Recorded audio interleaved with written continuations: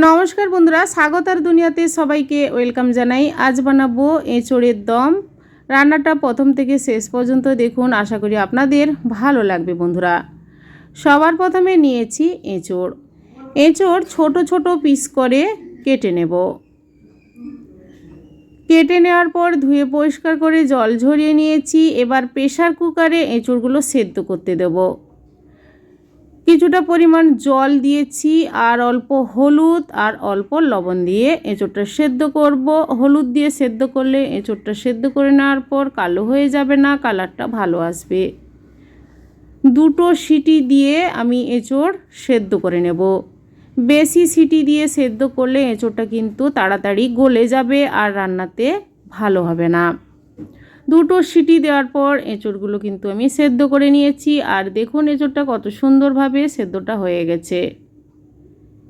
এরপর মিক্সি জারে একটা মশলা পেস্ট করে নিচ্ছি। রসুনের কোয়া দিলাম, কয়েক টুকরো আদা, আর দেব 4টে কাঁচা লঙ্কা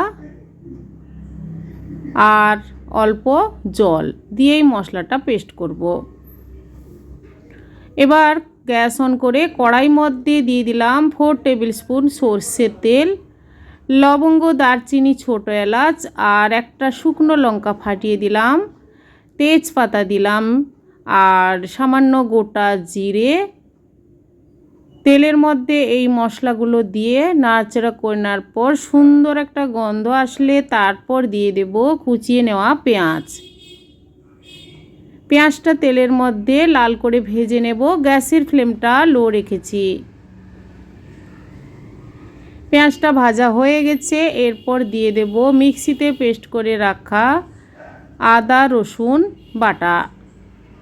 আদা রসুনের গন্ধ যতক্ষণ না যাচ্ছে মিনিট 2 টাইম দিয়ে মশলাটা ভালোভাবে কষিয়ে নিতে হবে। এরপর দিয়ে দেব একটা বড় সাইজের টমেটো টুকরো করে দিয়ে দিলাম। টমেটোটাও পেঁয়াজের সঙ্গে কিছুক্ষণ নাড়াচাড়া করে নেব। সামান্য লবণ দিলাম টমেটোটা তাড়াতাড়ি নরম হয়ে যাওয়ার জন্য। এরপর দিয়ে দিলাম 1/2 টেবিল স্পুন জিরে গুঁড়ো, 1/2 টেবিল স্পুন ধনে গুঁড়ো আর কালারটা ভালো আসার জন্য 1/2 টেবিল স্পুন কাশ্মীরি লঙ্কার গুঁড়ো আর হলুদ গুঁড়ো দিয়ে দিলাম। এবার মশলাগুলো নাড়াচাড়া করে নেওয়ার পর আমি দিয়ে দেব 1/2 টেবিল স্পুন মতো চিনি। যেহেতু নিরামিষ এঁচোড়ের দম বানাচ্ছি, স্বাদটা ভালো আসবে আর টমেটোও দিয়েছি আর রান্নার স্বাদের ব্যালেন্স রাখার জন্য আমি সামান্য চিনি দিয়ে দিলাম। এরপর নাড়াচাড়া করে দিয়ে দেব সামান্য পরিমাণ জল। যেহেতু গুঁড়ো মশলা দিয়েছি তাই মশলাটা যাতে না পুড়ে যায় তার জন্য অল্প জল দিয়ে মশলাটা আবারও আমি 1 মিনিট টাইম দিয়ে কষিয়ে নেব।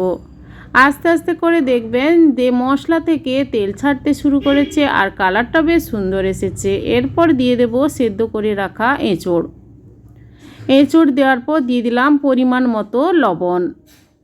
এবার নাড়াচাড়া করে কিছুক্ষণ গ্যাসের ফ্লেমটা লো রেখে দেব। তারপর জল দেব।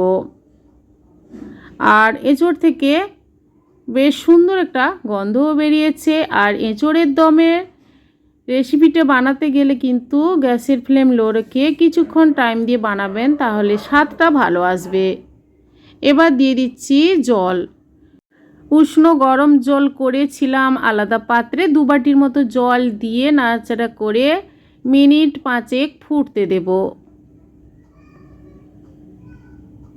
তারপর সবার লাস্টে দিয়ে দিচ্ছি 1/2 টেবিল স্পুন গরম মশলা গুঁড়ো। এবার গ্যাস অফ করে কিছুক্ষণ রেস্টে রেখে সার্ভ করে নেব। বন্ধুরা, এঁচোড়ের দম এইভাবে বানালে বাড়ির সবাই চেটেপুটে খাবে। এছাড়া বাড়িতে কোনো অনুষ্ঠান হলেও এইভাবে বাড়িতে বানিয়ে ফেলুন। কেমন হয়েছে এঁচোড়ের দমের রেসিপি আপনারা কমেন্ট করে অবশ্যই জানাবেন বন্ধুরা। লাইক করবেন আর আমার চ্যানেলটি বন্ধুরা সাবস্ক্রাইব করে নেবেন এরকম দারুণ দারুণ রেসিপি জানতে হলে। পাশে থাকা বেল আইকন প্রেস করবেন। আমার চ্যানেলে যখন কোনো নতুন রেসিপি দেব আপনাদের কাছে নোটিফিকেশান খুব সহজে পৌঁছে যাবে। আজই পর্যন্ত আবার হাজির হব যে কোনো সময় নতুন কোনো রেসিপি নিয়ে।